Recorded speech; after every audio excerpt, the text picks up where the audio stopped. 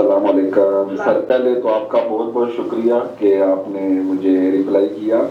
سر سوال میرا یہ ہے کہ صورت واقعہ جو کہا جاتا ہے کہ یہ جو ہم اگر اس کی روزانہ اگر اس کی ہم تلاوت کریں جی تو رزق کی تنگی جو ہے یہ اس سے دور ہو جاتی ہے۔ اوکے، تو آیا یہ حدیث میں واقعی کوئی مستند حدیث ہے سند کے لحاظ سے کبھی ہو کہ ہم اگر صورت واقعہ روز پڑھیں تو یہ ہمارے لیے رزق کی کمی، رزق میں جو ہے اضافے کا باعث بنتی ہے؟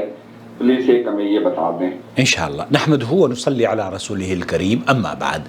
آپ دیکھ رہے ہیں نور ٹی وی جدہ اور میں ہوں آپ کا دوست، آپ کا ہوسٹ محمد عاقل۔ سورہ واقعہ کے فضیلت کے بارے میں ذکر کیا گیا ہے۔ اس سلسلے میں مجھے 100% اس بات کی امید ہے، بلکہ یقین ہے، کیونکہ میں بھی کسی زمانے میں اس حدیث پر عمل کیا کرتا تھا، اور اس کے سورہ واقعہ کے بارے میں جب سے میں نے پڑھا تھا کہ چونکہ میرا تعلق تبلیغی جماعت سے اور دیوبندی مکتب فکر سے رہا ہے، تو میں سعودی عرب میں آنے کے باوجود بھی تبلیغی جماعت میں رہا ہوں، اور ہمارے یہاں ہندوستان میں دہلی میں اور دیوبند میں سورہ واقعہ کی فضیلت، بلکہ قرآن کریم کے اگر آپ نسخے اٹھا کے دیکھیں تو ان نسخوں میں خاص طور پر مولانا شرف علی صاحب تھانوی کے جو وہ ہیں قرآن کریم کے ترجمے، اس میں آپ 35 سے 40 پیجز آپ کو نظر آئیں گے جو کہ مختلف صورتوں کی فضیلت کے بارے میں بیان کیے گئے ہیں۔ انہی میں سے سورہ واقعہ بھی نقل کی جاتی ہے، اور کہا جاتا ہے کہ ایک آدمی اگر ہر روز اس کی تلاوت کرتا ہے تو فقر و فاقے سے وہ ہمیشہ محفوظ رہے گا۔ آئیے میں آپ کو لے کر چلتا ہوں شیخ محمد السلمی کی محفل میں، وہ اس سلسلے میں کیا رہنمائی فرما رہے ہیں۔ شیخ عبداللہ السلمی بقراءتها بعد المغرب وأنها تغني من الفقر من الفقر، سوال سائل نے یہی کیا ہے کہ مغرب کے بعد سورہ واقعہ اگر پڑھ لی جائے تو یہ کہا جاتا ہے کہ وہ فقر فاقہ سے، غربت سے، تنگی سے، رزق کی تنگی سے محفوظ کر لیتی ہے۔ جاء في سورة الواقعة جاء عن النبي صلى الله عليه وسلم أنه قال شيء یہ سورہ واقعہ اور سورہ ایک حدیث شیخ عبداللہ السلمی بیان کر رہے ہیں جو کہ نبی کریم صلی اللہ علیہ وسلم سے صحیح سند کے طور پر ثابت ہے۔ شیبتنی ہود و اخواتها، اللہ کے رسول صلی اللہ علیہ وسلم نے فرمایا ہے کہ مجھے ہود اور اس کی بہنوں نے بوڑھا کر دیا ہے۔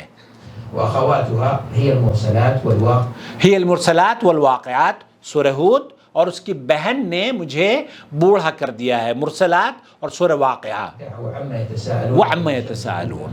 تو یہ جو صورتیں ہیں، یہود و اخواتها، اس حدیث کے بارے میں شیخ عبداللہ السلمی فرما رہے ہیں یہ صحیح ہے، یہ صحت کے اعتبار سے اللہ کے رسول صلی اللہ علیہ وسلم کی صحیح حدیث ہے۔ والواقعة والمرسلات وعما يتساءلون وإلى الشمس كورت، وإلى الشمس كورت۔ لیکن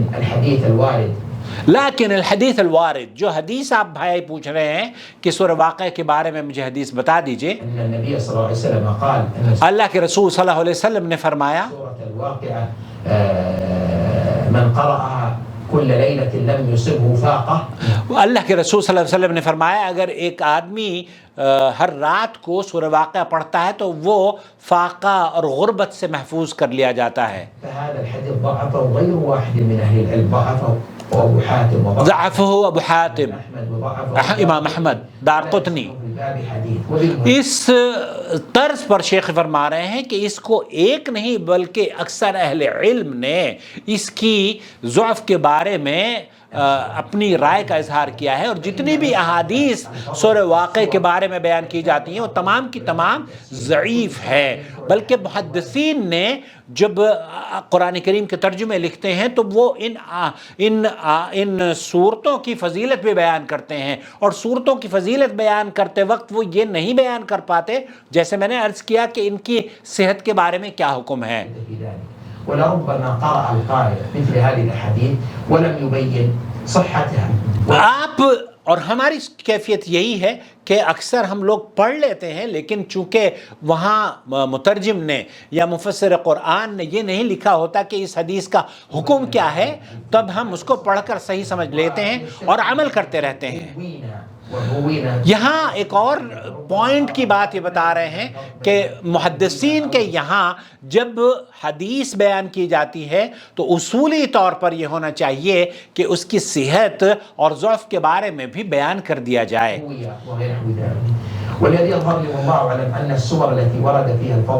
یہاں ایک اور چیز شیخ عبداللہ سلمی بیان فرما رہے ہیں کہ وہ صورتیں جن کے بارے میں فضیلت بیان کی گئی ہے وہ بھی سن لیجئے. سورۃ البقرہ کی فضیلت بیان کی گئی ہے, سورۃ آل عمران. یہاں یہ کہا جا رہا ہے کہ یہاں ہم سورت کی بات کر رہے ہیں, آیت کی بات نہیں کر رہے ہیں. تو یہاں سورہ بقرہ کی فضیلت بیان کی گئی ہے, سورۃ آل عمران کی فضیلت بیان کی گئی ہے, سورۃ المعوذات قل اعوذ برب الفلق اور قل اعوذ برب الناس کی فضیلت بیان کی گئی ہے, قل هو اللہ احد کی فضیلت بیان کی گئی ہے, سورہ اخلاص کی فضیلت بیان کی گئی ہے, سورۃ الکافرون کی فضیلت بھی آئی ہے. وأما سورة الملك فقد قال صلی اللہ علیہ وسلم. اب اس طریقے سے بہت ساری صورتیں جیسے سورہ فاتحہ ہے, لیکن بہت سی صورتیں ایسی ہیں جن کی فضیلت بیان نہیں ہوئی ہے. فضیلت تو بیان کی گئی ہے لیکن صحت کے اعتبار سے وہ روایتیں ضعیف ہیں, جن میں سے سورہ واقعہ ہے, سورہ یاسین ہے اور سورہ الرحمن بھی ہے جن کی فضیلت بیان کی جاتی ہے, لیکن وہ حدیث کیسی ہے یہ مترجم یا مفسر بیان نہیں کرتے. سورة من حديث أبي هريرة إن سورة في القرآن 30 آية شفعت لصاحبها يوم القيامة. یوم القیامہ جو شفاعت کرنے والی سورہ ملک کے بارے میں فضیلت بیان کی جا رہی ہے. وهذا إسناده جيد. وهذا إسناده جيد. أنها تشفع وهذا يدل على أن حفظها وتكرارها يشفع لصاحبها. یہاں سورہ ملک کی قراءت کی نفی نہیں کی جا رہی ہے بلکہ یہ کہا جا رہا ہے کہ اس کے پڑھنے کی فضیلت ہے. وأما أنها تنجي صاحبها من عذاب القبر فقد رواه الترمذي وصححه بعض أهل العلم والذي يظهر لي أن الحديث إلى الضعف أقرب.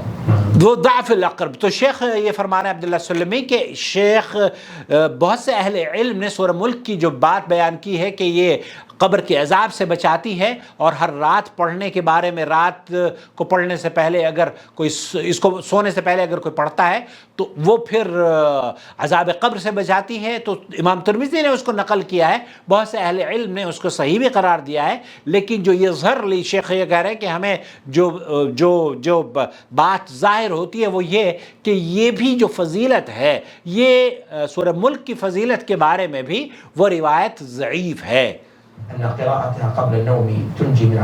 یہ کہ قراءتها سورہ ملک کا پڑھنا رات کو سونے سے پہلے عذاب قبر سے نجات کا سبب ہے, یہ ضعیف حدیث ہے اور بہت سے اہل علم نے اس کو ضعیف قرار دیا ہے. یہاں ڈاکٹر سعد الخسلان کی ویڈیو بھی آپ دیکھ سکتے ہیں. اسنادہ جید. شیخ فرما رہے ہیں کہ وہ کہ شفاعت کرے گی پڑھنے والے کے لیے, تو اس سند یہ سند جید ہے. أعلى وأعلم. وأما قراءة النبي صلى الله عليه وسلم بعض السور وملازمته لها كما في سورة السجدة وسورة الإنسان. تو خلاصہ کلام یہ ہوا میرے بھائی کہ اللہ کے رسول صلی اللہ علیہ وسلم سے سورہ واقعہ کی جو فضیلت بیان کی گئی ہے وہ دراصل اس میں کوئی شک نہیں ہے, یہ قرآن کریم کی بڑی عظیم صورت ہے اور اس میں بھی کوئی شک نہیں ہے کہ جیسے اللہ کے رسول صلی اللہ علیہ وسلم نے فرمایا کہ شیبتنی ہود و اخواتها, کہ مجھے تو بوڑھا کر دیا ہے ہود اور اخوات اس کے, کیونکہ سورہ واقعہ کے اندر وہ مناظر پیش کیے گئے ہیں کہ کس طریقے سے عذاب دیا جائے گا, کس طریقے سے حساب کتاب ہوگا, کس طریقے سے جہنم رسید لوگوں کو کر دیا جائے گا. یا اللہ, اللہ تعالیٰ مجھے اور آپ کو جہنم سے بچانے کی, اللہ تعالیٰ مجھے اور آپ کو جہنم سے بچا لے اور ہمیں جنت میں داخل فرما دے.